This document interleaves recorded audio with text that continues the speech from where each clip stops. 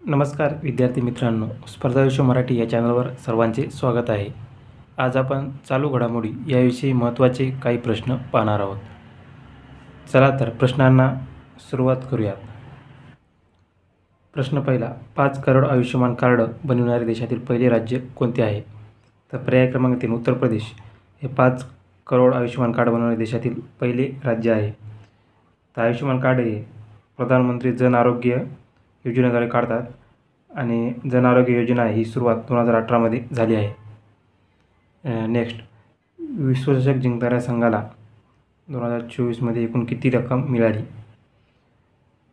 तर जो विश्वचषक जिंकतो त्या संघाला 20.42 कोटी रुपये भेटतात आणि उपविजेत्या संघाला 10 कोटी रुपये भेटतात. नेक्स्ट, फ्रीडम एज सैन्य अभ्यास कोणकोणत्या देशादरम्यान झाला आहे?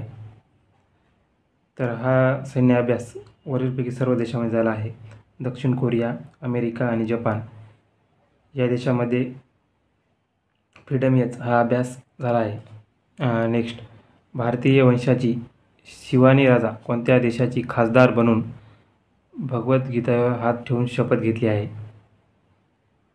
तर शिवानी राजा ही ब्रिटन या देशाची खासदार आहे. नेक्स्ट, तब्बल 41 वर्षानंतर भारतीय पंतप्रधान कोणत्या देशाला पंतप्रधान म्हणून भेट देणार आहेत? तर कोणत्या देशाला भेट देणार आहेत? तर ऑस्ट्रिया या देशाला भेट देणार आहेत. नेक्स्ट, भारतातील कोणते राज्य 10 वर्षासाठी रस्ता सुरक्षा योजना सुरू करणारे देशातील पहिले राज्य ठरले आहे? तर राजस्थान हे राज्य 10 वर्षासाठी रस्ता सुरक्षा योजना सुरू करणारे देशातील पहिले राज्य ठरले आहे.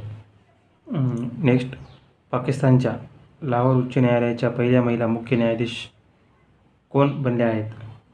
तर पर्याय क्रमांक 3 आलिया नीलम या लाहोर उच्च न्यायालयाच्या पहिल्या मुख्य न्यायाधीश बनलेल्या आहेत.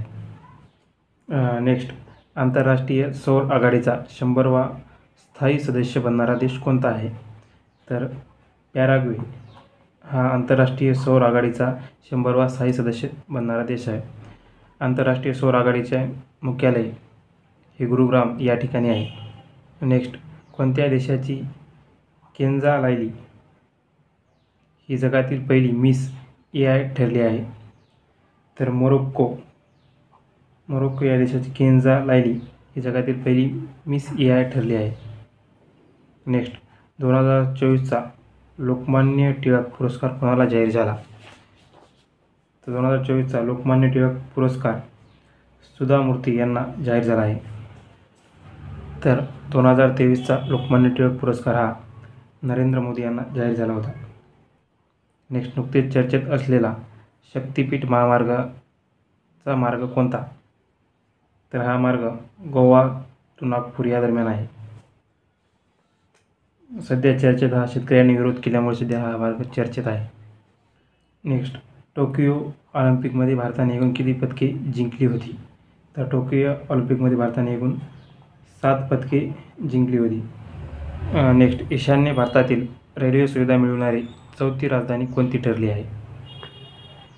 तर एंजवाल ही ईशान्य भारतातील रेल्वे सुविधा मिळवणारी चौथी राजधानी ठरली आहे.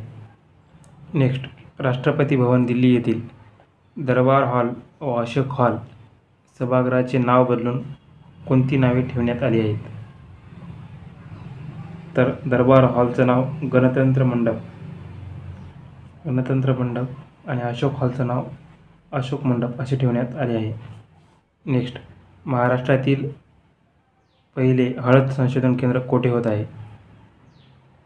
तर वसमत, हिंगोली या ठिकाणी महाराष्ट्रातील पहिले हळद संशोधन केंद्र होत आहे. नेक्स्ट, सध्याचे UPSCचे अध्यक्ष कोण आहेत?